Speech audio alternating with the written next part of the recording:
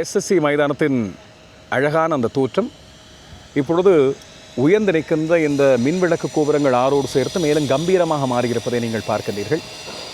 கடுமையான பணிகளில் ஈடுபட்டு வருகின்ற இந்த ஊழியர்கள் எப்படியாவது இந்த பணிகளை விரைவாக முடித்துவிட வேண்டும் என்று மிகுந்த ஆர்வத்தோடும் மிகுந்த துடிப்போடும் ஈடுபட்டு கொண்டு வருகின்றார்கள். அடுத்த மாதம் 7ஆம் தேதி முதல் மார்ச் மாதத்தின் 8ஆம் தேதி வரை இலங்கையிலும் இந்தியாவிலும் இடம்பெறப் போகின்ற 2020 உலகக்கிண்ண போட்டிகளுக்காக கொழும்பு எஸ்எஸ்சி மைதானம் தயாராகி வருகின்றது. இந்த மைதானத்தின் தயார்படுத்தல் பற்றி இன்றைய நாளில் ஊடகங்களுக்கு விளக்கம் அளிப்பதற்காக ஒரு விசேட ஊடகவியலாளர் சந்திப்பு ஸ்ரீலங்கா கிரிக்கெட்டினால் அழைக்கப்பட்டிருந்தது.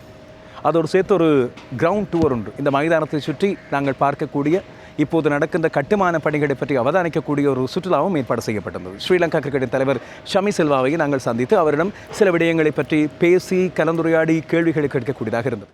வணக்கம் நண்பர்கள், நான் இப்போது நின்று கொண்டிருப்பது கொழும்பு எஸ்எஸ்சி மைதானத்தில், சிங்கள விளையாட்டுக் கழக மைதானம் என்று அழைக்கப்படுகின்ற இந்த எஸ்எஸ்சி மைதானத்தில் எதிர்வரும் பிப்ரவரி மாதம் இடம்பெறவுள்ள 2020 உலகக்கிண்ண கிரிக்கெட் போட்டிகளுக்காக மைதானம் முற்றுமுழுதாக மாற்றி அமைக்கப்பட்டு புதிய மின்விளக்கு கோபுரங்கள் பொருத்தப்படுகின்றன. இப்போது நீங்கள் பார்த்தால் தெரியும், எனக்கு பின்னால் இங்கே உயர்ந்திருக்கிற இந்த புதிய மின் கோபுரங்களைப் போல மொத்தமாக 6 மின்விளக்கு கோபுரங்கள் அமைக்கப்படுகின்றன. இந்த மைதானத்துக்கு ஒரு புது அழகு கொடுக்கப்பட்டிருப்பதை நாங்கள் இப்பொழுது பார்க்கக்கூடியதாக இருக்கிறது. 6 மின்விளக்கு கோபுரங்கள் புதிதாக பொருத்தப்பட்டு இந்த மைதானத்தின் முற்றுமுழுதான வடிவமே இப்பொழுது மாறிக்கொண்டிருக்கிறது. இலங்கையின் பிரதான மைதானங்களில் ஒன்றாக காணப்படுகின்ற கொழும்பு எஸ்எஸ்சி மைதானம், இலங்கையின் 100வது டெஸ்ட் போட்டியும் இந்த மைதானத்தில் தான் இடம்பெற்றது. 1996ஆம் ஆண்டு இடம்பெற்ற முதலாவது உலகக்கிண்ண போட்டியும் இலங்கையில் இடம்பெற்ற முதலாவது உலகக்கிண்ண போட்டியும் இங்கே தான் இடம்பெற்றது, இலங்கை மற்றும் ஜிம்பாப்வே அணிகளுக்கு இடையில். இப்போது இந்த மைதானத்துக்கான மின் விளக்கு கோபுரங்களை அமைக்கும் பணிகள் மும்முரமாக இடம்பெற்று வருவதை பார்க்கிறீர்கள். இங்கே இந்த மிகப்பெரிய அந்த கோபுரத்தின் உயரத்துக்கு ஏறி ஒருவர் பொருத்தப்பட்டுள்ள மின் விளக்குகளை சரிபார்த்து கொண்டிருக்கிறார். அல்லும் பகலும் என்று சொல்வார்கள், இரவும் பகலும் என்று சொல்லி விடாமல் இந்த தொழிலாளர்கள் தொழில் புரிந்து கொண்டிருப்பதை நீங்கள் இப்பொழுது பார்க்கக்கூடியதாக இருக்கும்.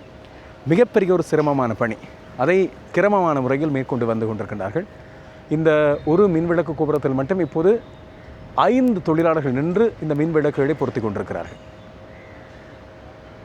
வருகின்ற பிப்ரவரி மாதத்தில் இடம்பெறப் போகின்ற இந்த 2020 உலகக்கிண்ண போட்டிகளை இந்தியாவோடு சேர்ந்து இலங்கை நடத்துகிறது. அதை மிகச் சிறப்பான முறையில் நடத்தி முடிக்க வேண்டும் என்பதில் மிக தீவிரம் காட்டிக் கொண்டிருக்கிறது ஸ்ரீலங்கா கிரிக்கெட். இதுதான் ஸ்ரீலங்கா கிரிக்கெட்டின் தலைமையகம் அமைந்திருக்கின்ற பகுதி. அங்கே இப்போது விசேட கூட்டம் ஒன்று இடம்பெற்றது. ஸ்ரீலங்கா கிரிக்கெட்டின் பிரதானி தலைவர் ஷமி செல்வா இந்த நாளில் ஊடகங்களை சந்தித்து சில முக்கியமான விடயங்களை பேசியிருந்தார். அதுபோல் எவ்வாறு ஸ்ரீலங்கா கிரிக்கெட்டின் முன்னேற்றத்துக்கு நாங்கள் வழிவகுக்க வேண்டும் என்று சொல்லி ஒரு சின்ன வேண்டுகோளை முன்வைத்திருந்தார்.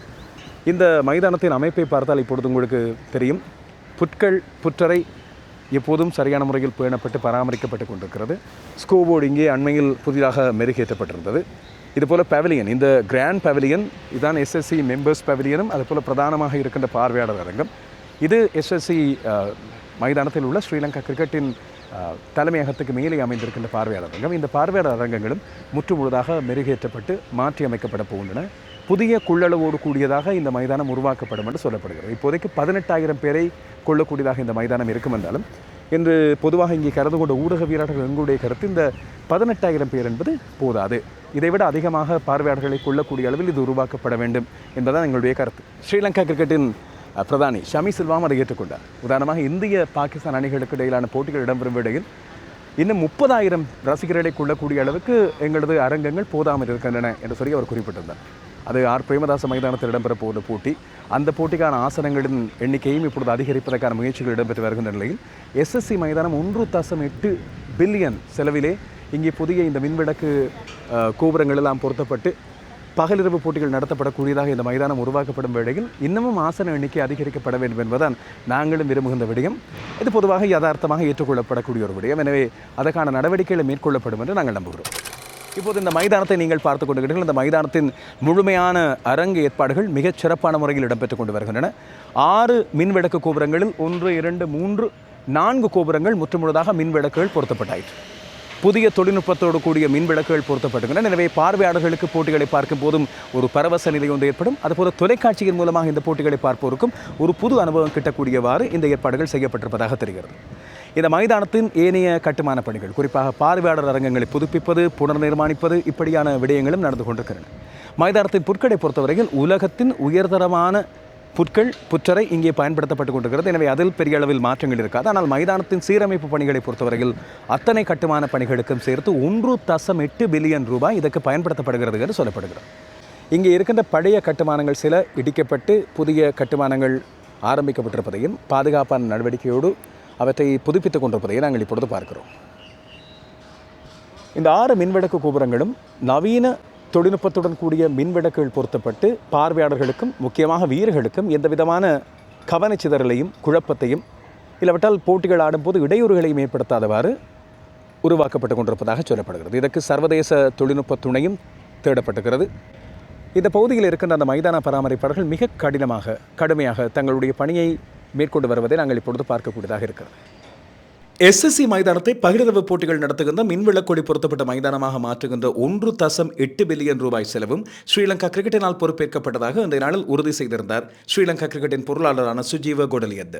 இதுபோல எஸ்எஸ்சி கழகத்தின் தலைவரான சமந்த டொனன்வேரவும் இந்த நாளில் ஊடகங்களை சந்தித்த வேளையில் இந்த மைதானத்துக்கு இருக்கின்ற பெருமைகள் வரலாற்று சாதனைகள் போன்றவற்றோடு இலங்கையின் பழம்பெரும் மைதானங்களில் ஒன்றாக இருப்பதன் காரணமாக இந்த உலகக்கிண்ண போட்டிகள் T20 உலகக்கிண்ண போட்டிகளை நடத்துகின்ற பெருமை இப்போது ஸ்ரீலங்கா கிரிக்கெட்டினால் வழங்கப்பட்டிருப்பதாக நன்றியோடு ஞாபகப்படுத்தியிருந்தார். இங்கே இனி வரும் காலத்தில் ஸ்ரீலங்கா கிரிக்கெட்டினால் ஒழுங்கமைக்கப்படுகின்ற பகிரவு போட்டிகள் கழகங்களுக்கு இடையிலான பகிரவு போட்டிகள் நடத்தப்படும் என்றும் அதுபோல இந்த T20 உலகக்கிண்ணம் முடிந்த பிறகு இந்த மைதானத்தின் கொள்ளளவு அதிகரிக்கப்படும் என்றும் அவர் குறிப்பிட்டிருக்கின்றார்.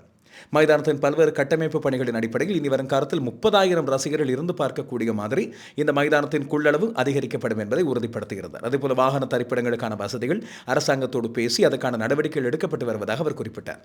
இனி வரும் காலத்தில் இங்கே போட்டிகளை நடத்தும் போது இலங்கையின் கொழும்பின் பிரபலமான பல பாடசாலைகள் தங்களது வருடாந்த போட்டிகளை பகலிரவு போட்டிகளாக இந்த மைதானத்தில் நடத்துவதற்கு இப்போதே தங்களோடு பேசி வருவதாகவும் அவர் உறுதிப்படுத்தியிருந்தார்.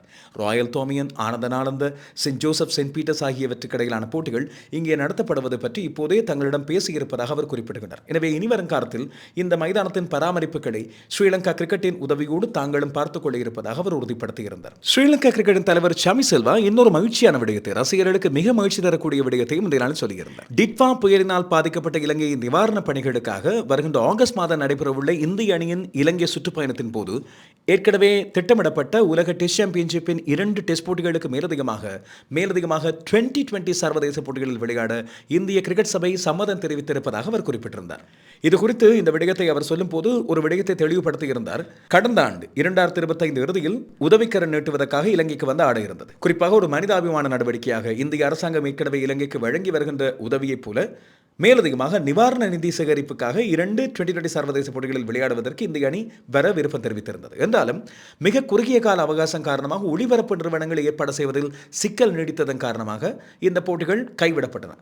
எனவே அதற்காக இந்த டிட்வா நிவாரண உதவியை மேலும் நீட்டிக்கும் விதமாக ஆகஸ்ட் மாதத்தில் டெஸ்ட் போட்டிகளுக்கு பிறகு T20 சர்வதேச போட்டிகள் 2 அல்லது 3 போட்டிகளில் ஆடுவது இப்பொழுது இந்தியா உறுதி செய்த விடயமாக மாறியிருக்கிறது. இது நிச்சயமாக இலங்கை ரசிகர்களுக்கு மகிழ்ச்சி தரக்கூடிய ஒரு விடயம் என்பது குறிப்பிடக்கூடிய ஒன்று. இலங்கைக்கு அந்த பருவகாலம் மிக பரபரப்பான பருவகாலமாக இருக்கும். இந்தியாவுடனான டெஸ்ட் போட்டிகள், அதற்கு முதல் லங்கா பிரீமியர் லீக் போட்டிகள், அதைத் தொடர்ந்து இலங்கை மேற்கிந்திய தீவுகளுக்கு பயணிக்கும் முழுமையான ஒரு டெஸ்ட் தொடருக்காக. எனவே ரசிகர்களுக்கு நிச்சயமாக இது மகிழ்ச்சி தரக்கூடிய ஒன்றாக அமையும் என்பதில் எந்த ஒரு சந்தேகமும் இல்லை. இதோடு சேர்த்து ஸ்ரீலங்கா கிரிக்கெட் இன்னும் 2 தகவல்களை தந்திருக்கிறது. ஒன்று, அடுத்த ஆண்டு இடம்பெறப்போகின்ற முதலாவது மகளிர் சாம்பியன்ஸ் டிராஃபி போட்டி இலங்கையிலே தான் இடம்பெறப்போகுது. அதை இலங்கை தனித்து நடத்தப் போகிறது என்பது மேலும் ஒரு ஸ்பெஷலான விடயம். இலங்கை ஒரு தொடரை, ஒரு ஐசிசி தொடரை தனித்து நடத்துவதற்கு ஒரு சில சவால்களான விடயங்கள் இருக்குது. உங்களுக்கு தெரியும், ஒன்று நிதி கட்டமைப்பு, 2வது மைதானங்கள், அதுபோல் போக்குவரத்து வசதிகள் அண்மை காலமாக சீர்படுத்தப்பட்டன. நிதி வசதிகளை கூட அனுசரணையாளர்கள் மூலமாக ஐசிசியின் உதவியோடு பெற்றுக்கொள்ளலாம். ஆனால் மைதானங்களை பொறுத்தவரையில் ஐசிசி விதிக்கின்ற நிபந்தனைகளின் அடிப்படையில் சில மைதான கட்டமைப்புகள் இருக்க வேண்டும். அதற்கு இலங்கையின் மைதானங்கள் போதாமல் இருந்ததாக சொல்லப்பட்டு வந்தது. எனவே இப்போது எஸ்எஸ்சி மைதானத்தில் மின்விளக்கு இருக்கிறது, பள்ளிக்கலை மைதானத்தில் மின்விளக்கு இருக்கிறது, கொழும்பு ஆர்பிஎமதாச மைதானம் இலங்கையின் மிகச்சிறந்த சர்வதேச போட்டிகளை நடத்தக்கூடிய மைதானம், ஹமாதோடைய சூரியவேவ மைதானம், அதே போல் தம்புளை மைதானம். இந்த 4 மைதானங்களும் ஏற்கனவே தயார் நிலையில் இருந்தவை. இப்போது 5வது மைதானமாக எஸ்எஸ்சி மைதானத்தில் மின்விளக்கு கோபுரங்கள் பொருத்தப்பட்டதன் காரணமாக இங்கேயும் பகிர்வு போட்டிகளை சர்வதேச நிலவரங்களோடு சேர்த்து நடத்தக்கூடியதாக இருக்கும். காலி மைதானத்தை பொறுத்தவரையில் அங்கே அது யுனெஸ்கோவினால் பாதுகாக்கப்பட்ட ஒரு பகுதியில் இருப்பதன் காரணமாக அங்கே மின்விளக்கு கோபுரங்களை பொருத்த முடியாது என்பது ஏற்கனவே சொல்லப்பட்ட விளக்கம். எனவே இலங்கை இனி தனித்து நின்று ஏதாவது ஐசிசி தொடர்களை நடத்துவதற்கு ஒரு கோரிக்கையை முன்வைக்கக்கூடிய நிலை ஒன்று இப்பொழுது கிடைத்திருப்பதாக சொல்லப்படுகிறது. இம்முறை கூட இலங்கை தனித்து போட்டிகளை நடத்தியிருக்கலாம் இந்த 2020 உலகக்கிண்ண போட்டிகளை. ஆனால் அண்மைக்கால நிதி நெருக்கடிகளிலிருந்து இலங்கை மீண்டு வருவதும், எதிர்பார்த்ததைப் போல முழுமையான மைதானங்கள் அமையாததும், போக்குவரத்து நிலைமைகளை பொறுத்தவரையில் கண்டி, கொழும்பு, தம்புள்ளை ஆகிய 3 இடங்களில் பயணிப்பது என்பது சில அணிகளுக்கு சிரமமாக இருக்கும் என்ற அடிப்படையில் தான் எஸ்எஸ்சி மைதானம் தெரிவு செய்யப்பட்டது. உடனடியாகவே ஸ்ரீலங்கா கிரிக்கெட் இதை ஒரு சவாலாக எடுத்து இந்த மைதான கட்டமைப்புகளை மின்விளக்கு கோபுரங்களோடு பொருத்தி இருக்கிறது. எனவே இப்போது மைதானம் தயார். பிப்ரவரி 7ஆம் தேதிக்கு முதல் இந்த அத்தனை கட்டுமான பணிகளும் பூர்த்தியாகிவிடும் என்று சொல்லப்படுகிறது. ஏற்கனவே யாழ்ப்பாணத்தில் ஒரு சர்வதேச மைதானம் இப்பொழுது தயாராகி கொண்டிருக்கிறது. அங்கே பெரும் இயற்கையின் சவால் இருக்கிறது என்று அண்மையில் யாழ்ப்பாணத்துக்கு சென்று மைதானத்தை பார்த்து மண்டைதீவு மைதானத்திலிருந்து உங்களுக்கான விவரங்களை தந்திருந்தேன். ஆனால் அதை எப்படியாவது கட்டி முடிப்போம் என்று ஸ்ரீலங்கா கிரிக்கெட் விடாப்படியாக இருக்கிறது. சரி, நல்லது நடக்கட்டும். அதோடு சேர்த்து இலங்கையின் 25 மாவட்டங்களிலும் கிரிக்கெட்டை விருத்தி செய்யக்கூடிய விதமாக ஒவ்வொரு மாவட்டங்களிலும் ஸ்ரீலங்கா கிரிக்கெட் சில மைதானங்களை விருத்தி செய்து புதிய மைதானங்களை உருவாக்கப் போகிறது. அந்த மைதானங்கள் சர்வதேச தரத்துக்கு பேணப்பட்டு முதல் தர போட்டிகள் இடம்பெறுவதற்கு ஏற்ற மைதானங்களாக இருக்கும். எனவே கழக மட்ட போட்டிகள், முதல் தர போட்டிகள், ஏன் வெளிநாட்டிலிருந்து வருகின்ற அணிகள் முதல் தர போட்டிகளை ஆடுவதற்கு அந்த மைதானங்கள் பயன்படுத்தக்கூடிய நிலைக்கு கொண்டு வரப்படும் என்று அறிவிக்கப்பட்டுள்ளது. இனி அது சர்வதேச தரத்துக்கு வருவதற்கு காலம் எடுக்கும். அதுபோல் இப்போதைக்கு இலங்கையிலே போதுமான அளவு சர்வதேச மைதானங்கள் இருப்பதால் இந்த மைதானங்கள் நான் ஏற்கனவே சொன்ன மைதானங்கள் தவிர சரவணமுத்து மைதானம் டெஸ்ட் போட்டிகளை ஆடக்கூடிய மைதானம், அதுபோல் குருநாகல விலகுதின மைதானமும் கூட அடுத்த கட்டத்துக்கு தயாராகி கொண்டிருக்கிறது. அப்படி இருக்கும்போது புதிய மைதானங்கள் இனி தேவையில்லை, சர்வதேச மைதானங்கள். ஆனால் உள்ளூர் வீரர்களை சரியான முறையில் அடையாளம் கண்டு வெளியே கொண்டு வருவதற்கு முதல் தர மைதானங்கள் அவசியம் என்ற அடிப்படையில் அந்த மைதானங்கள் உருவாக்கப்பட்டு வருவதாக சொல்லப்படுகிறது. இது ஒரு நல்ல விடயம். இதே போல பிரேமதாச மைதானத்திலும் இப்பொழுது மின்விளக்குகள் மாற்றப்பட்டு புதிய தொழில்நுட்பத்தோடு கூடிய மின்விளக்குகள் பொருத்தப்பட்டு இம்முறை 2020 உலகக்கிண்ண போட்டிகள் வேறு லெவல் என்று சொல்வதும் அப்படியான ஒரு விதமான போட்டியை நாங்கள் பார்க்கக்கூடியதாக இருக்கும் என்று கருதப்படுகிறது. இதோடு சேர்த்து இலங்கை கிரிக்கெட் கட்டமைப்பும் படிப்படியாக முன்னேற்றம் கண்டு வருகிறது. அதற்கான ஏற்பாடுகளை தாங்கள் அடித்தடத்திலிருந்து செய்து வருவதாக ஸ்ரீலங்கா கிரிக்கெட்டின் தலைவர் ஷமி சில்வா உறுதியளித்திருக்கிறார். இதன் ஒரு விடயமாக ஒரு சின்ன சந்தோஷமான செய்தியை உங்களுக்கு சொல்லலாம். நான் தான் அந்த சஸ்பென்ஸை முதலில் உடைக்கிறேன் போல தெரிகிறது. ஆனால் யார் என்று சொல்ல மாட்டேன். ஸ்ரீலங்கா கிரிக்கெட் புதிய துடுப்பாட்ட பயிற்றுவிப்பாளர் ஒருவரை கொண்டு வரப்போகுது.